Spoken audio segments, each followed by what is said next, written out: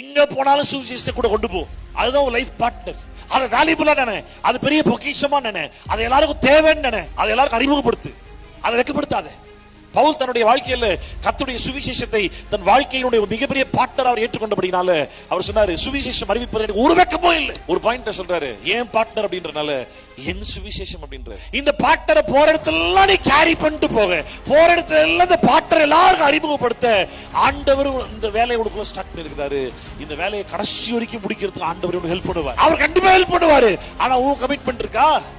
அவர் கண்டிப்பா ஹெல்ப் பண்ணுவாரு. ஆனால் உன் முயற்சி இருக்கா? நீ உண்டாக்குனது அதுக்காக தான், ரட்சிப்பது அதற்காக தான், உன்னோட பிள்ளை ஆக்குனது அதற்காக தான். கிரியைகள் நிறைய இருக்கு. முதல் நற்கிரியை சுவிசேஷம் பறைசாற்று.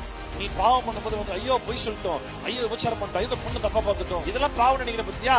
நீ செய்யற முதல் பாவம் தெரியுமா? நீ அறிந்த இயேசுவை அறியாதவனுக்கு சொல்லாம இருக்க பாரு, அதுதான் நீ செய்யற முதல் பாவம்.